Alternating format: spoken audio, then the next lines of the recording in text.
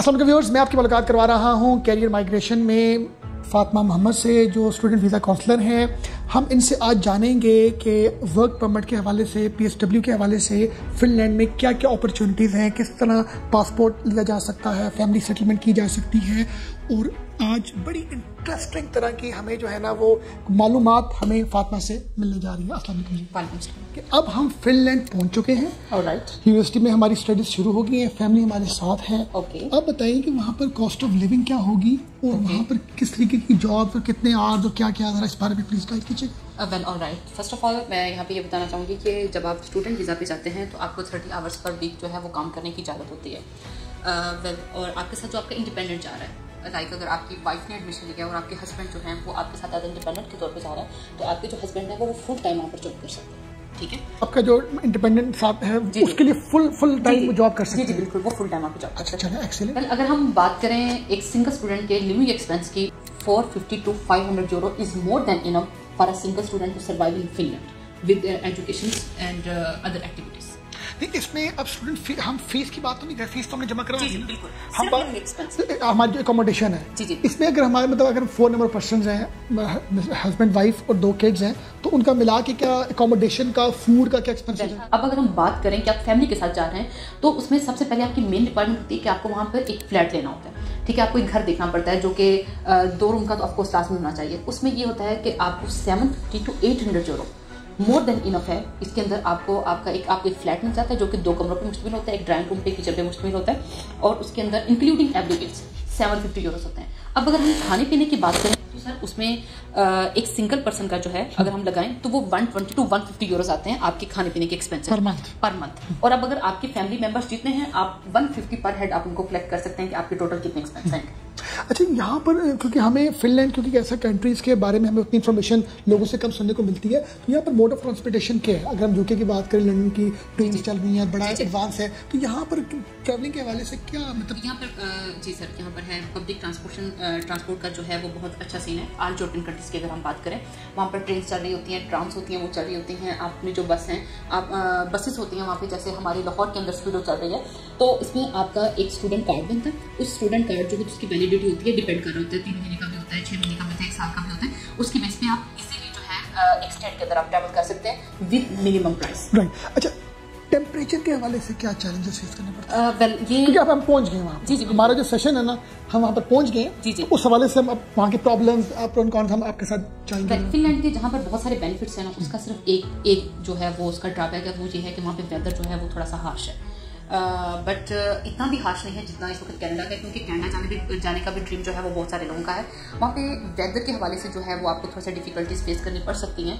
But अगर आप यहाँ से जा रहे हैं, आपका एक एम है, आपका एक विजन है कि हमने किसी जगह पे पहुँचना है, तो it's not a big deal कि आपको यूरोपियन कंट्री के अंदर से अगर आपको डिग्री करने का मौका मिलता है, 30 आवर्स पर वीक आपको जॉब करने का चांस मिल जाए, तो अब हर एक जगह पे हर चीज़ तो परफेक्ट नहीं है। एग्जैक्टली। ठीक है, मुझे बताएं कि आप एज ए पाकिस्तानी हमें क्या एडवाइस करेंगे कि फिनलैंड की कौन सी सिटीज़ हैं जो हम मुस्लिम्स के लिए थोड़ी सारी वहाँ पर कोई मॉस्क और वहाँ पर हलाल फूड के हवाले से, ताकि एडमिशन हम उन्हीं सिटीज़ में लें? जी बिल्कुल। वेल अगर हम बात करें जहाँ पर मुस्लिम्स कम्युनिटी बहुत ज़्यादा है, तो फिनलैंड का कैपिटल है हेलसिंकी। हेलसिंकी के अंदर इस टाइम 20,000 जो मुसलमान है वो रह रहे हैं, और ऑलमोस्ट 20 के करीब मॉस्क है वहाँ पर। और अच्छा, अब इस चीज़ को देखते हुए स्टूडेंट्स अक्सर ये सोचते हैं कि हमने तो भाई सिर्फ हेलसिंकी के अंदर जाना है। अगर हम इनके बाकी सिटीज़ की बात करें तो वहाँ पर भी इन सिटीज़ के अंदर जो मॉस्क है वो लाजमी होती है। और चूँकि इंटरनेशनल हब है फिनलैंड, तो ऑल ऑफ द कंट्री से जब लोग आ रहे होते हैं तो बाकी सिटीज़ के अंदर भी जो मुसलमान है वो रह रहे होते हैं, तो कोई इतना बड़ा चैलेंज नहीं है और रेसिज्म नहीं होती। और वहाँ पर कभी भी आपके ऊपर इस चीज़ की पाबंदी नहीं लगाई जाती कि आप जनाब के मुस्लिम हैं, आप इबादत गाहों में जा सकते हैं या नहीं जा सकते। राइट। दूसरा एक बहुत बड़ा चैलेंज हम लोगों के लिए ये भी होता है कि वहाँ पर जब हम रह रहे होते हैं तो लैंग्वेज के हवाले से हमें इंग्लिश लैंग्वेज के साथ हम कम्युनिकेशन कर सकते हैं, या हमें वहाँ की अपनी लैंग्वेज ही सीखने के लिए? जर्मनी में बहुत बड़ा प्रॉब्लम है, आपको अगर जर्मन आती है तो आप शॉप से कुछ चीज़ जाके ले सकते हैं। जी। मतलब इंग्लिश का वो वहाँ पर कोई कॉन्सेप्ट नहीं है, तो वहाँ पर इंग्लिश में सर्वाइवल हो जाता है या हमें वहाँ की लैंग्वेज सीखनी पड़ती है? वेल सर, आपका क्वेश्चन बहुत अच्छा है। तो इसमें मैं ये कहना चाहूँगी कि इंग्लिश अगर आपको आती है ना तो आप सिर्फ सर्वाइव कर सकते हैं। बट अगर आप एक बहुत अच्छी जिंदगी, एक लेविश लाइफस्टाइल आप चाहते हैं कि आपका हो, और आपके लॉन्ग टर्म प्लान्स हैं कि आप अपनी फैमिली को साथ लेकर आप सेटल होना चाहते हैं, तो आई वुड रिकमेंड कि आप जो फिनिश लैंग्वेज है वो लाजमी सीखें। इनिशियल ऑफकोर्स आपको मुश्किल होती है। अगर आप पाकिस्तान की भी बात करें, पाकिस्तान में भी जब हम एक सिटी टू दूसरे सिटी में जब हम माइग्रेट करते हैं तो थोड़े बहुत चैलेंज तो हमें पाकिस्तान में भी देखने को मिलते हैं, ठीक है। और अगर दूसरी बात ये की जाए कि अगर हम छोटे मोटे जो हम शॉप, जो ग्रोसरी शॉप जा रहे हैं, हमें चीज़ें लेने देने में मुश्किल हो रही है, तो वहाँ के लोग बहुत ज़्यादा सब फ्रेंडली है, ठीक है, वेलकमिंग लोग हैं वहाँ पे। और उनकी कोशिश होती है कि अगर आपने उनसे किसी हेल्प के लिए उनसे पूछा तो एज सुन एज पॉसिबल जो है वो आपकी जो आपका सोल्यूशन की तरफ वो सोल्यूशन की तरफ जाते हैं। और आप ट्रांसलेटर भी यूज कर सकते हैं। अच्छा, वो तो हर जगह ही है। जी, आप ट्रांसलेटर इस्तेमाल करें, और जितना ज़्यादा आप वहाँ पे रहेंगे, उनकी लैंग्वेज सीखेंगे, उतना अच्छा आपके लिए होगा। मुझे बताइए कि अब वहाँ पर हमने स्टडी शुरू कर दी, साथ मिसेज हैं, उनको भी कोई ना कोई काम हम चाहेंगे करें, या हस्बैंड अगर फ्री है, मिसेज पढ़ी है, तो उसमें किस तरह की जॉब्स हैं जो हमें उस वीज़ा, स्टूडेंट वीज़ा के स्टेटस में मिल सकती हैं वहाँ पर? थोड़ा स्टूडेंट वीज़ा की अगर मैं बात करूँ तो स्टेटस के साथ अगर आपको फिनिश लैंग्वेज नहीं आती तो ऑफकोर्स आपको और जॉब्स करना पड़ेंगे। और जॉब्स के अंदर आ जाती है क्लीनिंग की जॉब, आ जाती है डिलीवरी की जॉब आ सकती है, आप उबर ईट्स कर सकते हैं, और उसके अलावा आप पोस्टी की जॉब कर सकते हैं वहाँ पर, और इस तरह की और बहुत सारी जॉब्स हैं। और अगर मैं यहाँ पर फीमेल्स के लिए एक चीज़ ऐड करना चाहूँगी कि वैसे तो वहाँ पर ऐसी कोई डिस्क्रिमिनेशन नहीं है कि आप मेल हैं या आप फीमेल हैं, और अगर आप फीमेल हैं और आपकी कुकिंग स्किल्स जो हैं वो बहुत अच्छी हैं, तो वहाँ पर रेस्टोरेंट्स जो हैं वो बहुत ज़्यादा होते हैं, तो आप वहाँ पर एज अ शेफ के तौर पर कर सकती हैं, आप एज अ कटिंग के तौर पर वहाँ पर हेल्पर के तौर पर काम कर सकते हैं। तो जॉब अपॉर्चुनिटीज बहुत ज़्यादा हैं, ये आप पे डिपेंड करता है कि आप उनको फाइंड आउट किस तरह से करते हैं। अब मुझे बताएं कि हमने अपनी डिग्री करा के ख़त्म कर दी, हमने 1 ईयर की थी, 2 ईयर्स की थी, वो तो ऑब्वियसली डिपेंड करता है प्रोग्राम क्या होता है। तो हम जो बच्चों के हवाले से जो उनके एकेडमिक्स की फीसेज है वो क्या फिनलैंड गवर्नमेंट पेयर करती है या हमें खुद से पेयर करनी पड़ती है? वेल इसमें सर मैं ये ऐड करना चाहूँगी कि क्योंकि फिनलैंड जो है वो फ्री एजुकेशन देता है, मगर फ्री एजुकेशन जो है इनकी वो अपने सिटीजन के लिए। अगर हम अपने बच्चों की बात करें तो उसमें आपको मोस्ट ऑफ द केसेज ये होता है कि वो फ्री रहती है, जब तक कि आपका कोई एक स्पेसिफिक जो उनका थ्रेश होल्ड है कि आपकी इतनी इनकम होनी चाहिए, सालाना नहीं है। अगर आप उससे ऊपर जा रहे हैं तो आपको बहुत स्लाइटली से अमाउंट जो है वो पे करना पड़ती है। अगर आप थ्रेश होल्ड से नीचे हैं तो आपके बच्चों की जो एजुकेशन है वो फ्री है। और ऑब्वियसली हम लोगों की वो तो सोर्स ऑफ इनकम होती नहीं, हम और जॉब्स कर रहे होते हैं, तो ऑब्वियसली वो फिर उस लेवल से नीचे होती है। मोस्टली हम थ्रेशोल्ड से जो है वो नीचे रहते हैं। अच्छा, अब मुझे बताएं कि हमारी डिग्री कंप्लीट हो गई, हमें 2 इयर्स वहाँ पर हो गए हैं, अब हमने वहाँ पर पासपोर्ट लेना है, हमने सेटलमेंट लेनी है, हमने वहाँ पर PSW लेना है, तो उस हवाले से क्या माइलस्टोन होगा?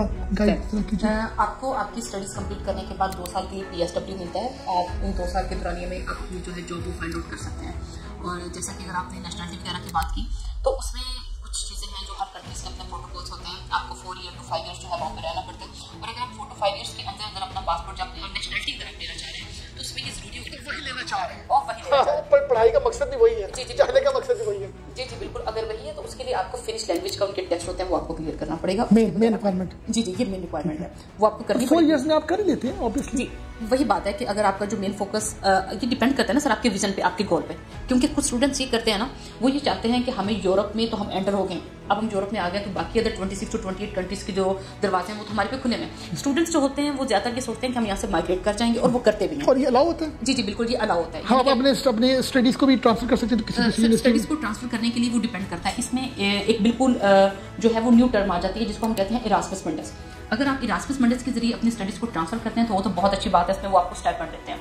बट अगर आप उसको स्किप करके किसी दूसरी कंट्री में जाना चाहते हैं तो उसके रूल्स एंड रेगुलेशंस को आपको ऐसे ही फॉलो करना पड़ेगा जैसे आप पाकिस्तान से किसी दूसरे कंट्री में जा रहे हैं। मगर इधर पाकिस्तान से चूंकि चैलेंजेस बहुत ज्यादा है, जबकि अगर आप फिनलैंड या किसी भी अदर यूरोपियन कंट्री से मूव कर रहे हैं तो आपको ज्यादा चैलेंजेस फेस नहीं करने पड़ेंगे। Excellent, good. उसमें आपने बताया कि हमें पासपोर्ट लेने के लिए वहाँ की लोकल लैंग्वेज सीखनी है, और 4 इयर्स की आपने बात की है, 4 to 5 ईयर्स। अच्छा, ये हमारे टाइम ड्यूरेशन जिस दिन हम वहाँ पर जाते हैं, फर्स्ट डे होता है एजुकेशन का, ये वहाँ से शुरू होता है जब हम अपनी स्टडीज को कंप्लीट करते हैं उसके बाद हम जब एप्लीकेशन सबमिट करते हैं या हमें वर्क परमिट मिलता है, तो ये टाइम कब से शुरू होता है 4 इयर्स? बस इसका ये जो टाइम होगा वो आपकी स्टडीज के बाद जो है वो उसके बाद काउंट किया जाएगा। तो स्टडी से पहले का नहीं होगा? जी स्टडीज से पहले का वो करते हैं, मगर चूंकि हर गुजरते दिन के साथ इनके रूल्स एंड रेगुलेशन जो है वो चेंज होते जा रहे हैं। इससे पहले जो था वो ये कह रहे थे कि हम इसको काउंट करते हैं, मगर अभी जो इनकी लेटेस्ट अपडेट जो जनवरी और फेब में आ रही है उसके अकॉर्डिंग वो अभी तक इस चीज़ के ऊपर अभी सोच रहे हैं, वो भी इस पर डिसीजन ले रहे हैं कि उन्हें इसको काउंट करना चाहिए या नहीं। एक और चीज़ है वो उसमें ये भी चाह रहे हैं कि अगर 4 ईयर की स्टडी है तो वो 1 ईयर आपका स्टडी का काउंट करेंगे और बाकी आपको 4 to 5 ईयर्स रहना पड़ेगा, और पासपोर्ट आपको 5 ईयर्स के बाद नहीं मिलेगा,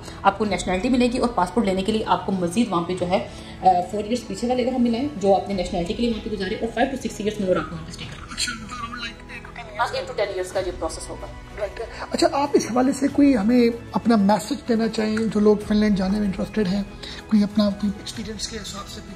वेल मैं उन तमाम स्टूडेंट्स को मैसेज देना चाहूँगी जो अपना स्टडीज़ के जो साल है वो वेस्ट नहीं करना चाहते, जो अपनी फैमिली के साथ यहाँ से मूव करना चाहते हैं। तो आइडियल कंट्री फ्रेंडली बजट जो उस वक्त कंट्री है वो सिर्फ फिनलैंड है। अपॉइंटमेंट जल्दी मिल जाती है और उसके बाद जो आपका वीज़ा डिसीजन है वो हमेशा आपकी स्टडी से 1 to 2 मंथ आपके हाथ में होता है। और इसमें अभी तक जो है मैंने कोई ऐसा सिंगल केस भी नहीं देखा स्टूडेंट वीज़ा की मैं बात कर रही हूँ, इंक्लूडिंग आपका स्पाउस वीज़ा जो है वो रिजेक्ट हुआ, अनलेस कि आप खुद से कोई ऐसी डॉक्यूमेंटेशन ना कर दें जो फेक हो। जैसे कि आप कोई बैंक स्टेटमेंट फेक लगा देते हैं या आपकी कोई डिग्री फेक होती है। जैसे कि Pakistani student always trying to jugaad, वो जुगाड़ हुआ है। जी बिल्कुल, वो जुगाड़ करने की कोशिश में लगे रहते हैं कि कोई जुगाड़ हो जाए। अगर आप ऐसा करते हैं तो ऑफकोर्स उसके रिस्पॉन्सिबल आप हैं, बट अगर आप जेन्युइन तरीके से चल रहे हैं तो फिनलैंड कभी भी आपका वीज़ा जो है वो रिजेक्ट नहीं करेगा। आइडियल डेस्टिनेशन है। इससे पहले कि बाकी कंट्रीज में जितनी रिस्ट्रिक्शंस लग चुकी हैं, फिनलैंड के अंदर भी इतनी रिस्ट्रिक्शन लगे, आप एज सुन एज पॉसिबल अपना एडमिशन अप्लाई करें और अपनी फैमिली के साथ आप बहुत अच्छे तरीके से एक यूरोपियन कंट्री के अंदर सेटल हो सकते हैं।